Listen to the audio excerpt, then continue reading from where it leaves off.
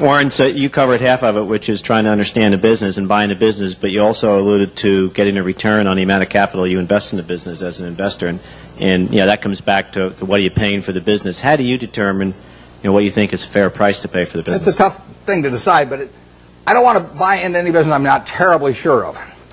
So if I'm terribly sure of it, it probably isn't going to offer incredible returns. I mean, why should something that is essentially a cinch to do well offer you 40% a year or something like that? So we don't have huge returns in mind, but we do have in mind never losing anything. And I mean, we bought See's Candy in 1972. See's Candy was then selling 16 million pounds of candy at $1.95 a pound, and it was making 2 bits a pound or $4 million pre-tax. We paid $25 million for it. Took no capital to speak of. When we looked at that business, basically my partner Charlie and I really decided whether there was a little untapped pricing power there. In other words, whether that $1.95 box of candy could just as easily sell for $2 or $2.25. If it could sell for $2.25, another 30 cents a pound was $4.8 million on 16 million pounds, which on a 25 million purchase price was fine. We didn't do any, we've never hired a consultant in our lives. Our idea of consulting is go out and buy a box of candy, and eat it. But what we did know was that they had share of mind in California. I mean, there was something special. Every person in California had something in their mind about See's Candy, and overwhelmingly was favorable. They had taken a box, Valentine's Day, and given it to some girl, and she'd kissed him.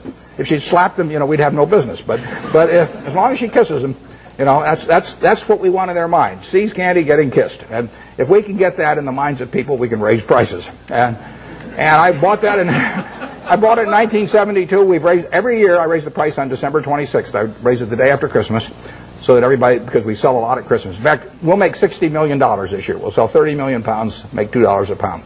Same business, same formulas, same everything. $60 million still doesn't take any capital, and we'll make more money 10 years from now.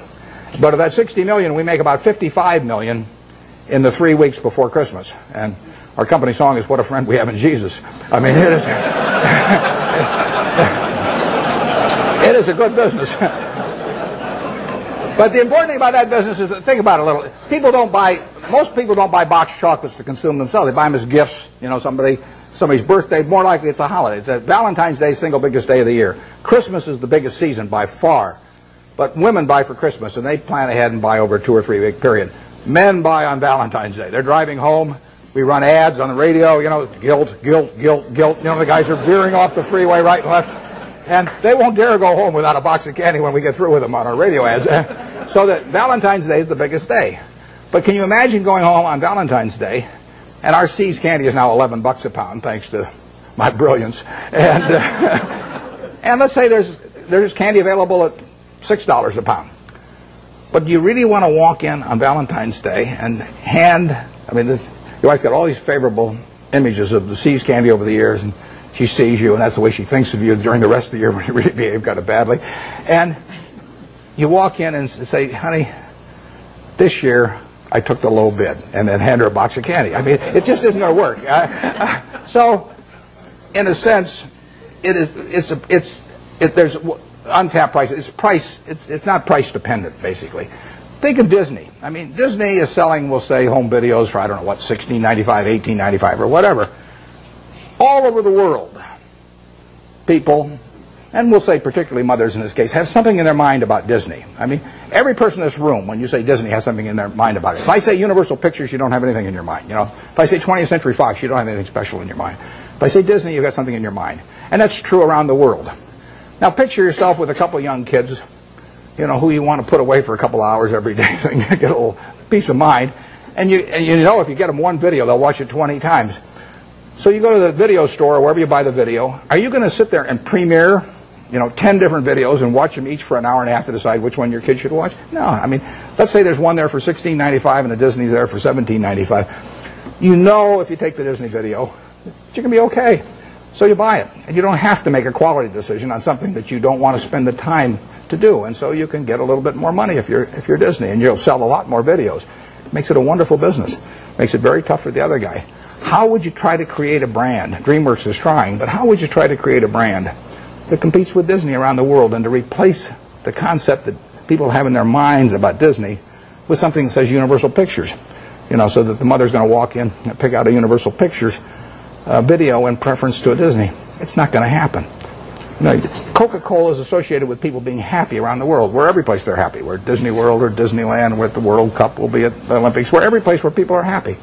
Happiness and Coke go together. Now, you give me, I don't care how much money, and tell me that I'm going to do that with RC Cola around the world and have 5 billion people that have a favorable image in their mind about RC Cola. It can't get done. You know, and you can fool around with you can do anything you want to do. You can have price discounts on weekends and everything, but you're not going to touch it. And that's what you want to have in a business. That's the moat. And you want that moat to widen. And if you're See's Candy, you want to do everything in the world to make sure that the experience, basically, of giving that gift leads to a favorable reaction. That means what's in the box. It means the person that sells it to you, because all our business is done when we're terribly busy. I mean, people come in those weeks before Christmas or on Valentine's Day, and there are long lines. So at 5 o'clock in the afternoon, some woman is selling the last person the last box of candy, and that person's been waiting in line for maybe 20 or 30 customers. And if the salesperson smiles at that last customer, our moat is widened. And if she snarls at him, our moat is narrowed. We can't see it. It's going on every day, but that's the key to it. I mean, it's a total part of the product delivery is having everything associated with it, say, See's Candy, and something pleasant happening. And that's what business is all about. Yep. Before purchasing a company, how much qualitative analysis do you do versus quantitative analysis? And have you ever bought a company where the numbers told you not to? Those are the best buys. The question is whether have I ever bought a company where the numbers told me not to, and how much is qualitative and how much is quantitative. The best buys have been when the numbers almost tell you not to. I mean, because then you feel so strongly about the product, and not just the fact that you're getting a used cigar butt cheap, that it's compelling. I mean, I owned a windmill company at one time, so windmills are cigar butts, believe me. And I bought it very cheap. I bought it at a third of working capital, and we made money out of it. But there's no repetitive money to be earned. I mean, there's a one-time profit in something like that, and it's just not the thing to be doing. I went through that phase. I mean, I bought streetcar companies and all kinds of things. But in terms of the qualitative, I probably understand the qualitative the moment I get the phone call. I mean, almost every business we've bought has taken 5 or 10 minutes, I mean, in terms of analysis. And we bought 2 businesses this year. General Re is, $18 billion or some deal. I've never been to their home office.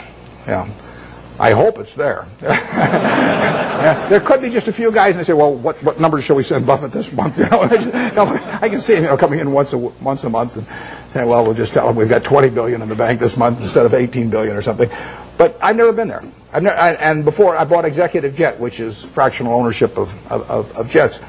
And before I bought it, I'd never been there. I bought my family a quarter interest in the program 3 years earlier, and I'd seen the service and seen it develop well. And I got the numbers, but if you don't know enough to know about the business instantly, you won't know enough in a month or 2 months. I mean, you have to have sort of the background of understanding and knowing what you do understand and don't understand. And that is the key. It's defining what I call your circle of competence. And everybody's got a different circle of competence. The important thing is not how big the circle is. The important thing is staying inside the circle. And if that circle has only got 30 companies in it out of thousands on the big board, as long as you know which 30 they are, you're okay. And you should know those businesses well enough so that you don't need to do lots of work. Now, I did a lot of work in the earlier years just in getting familiar with businesses. And the way I would do that is I would go out and use what Phil Fisher called the scuttlebutt approach. I'd go out, I'd talk to customers, I'd talk to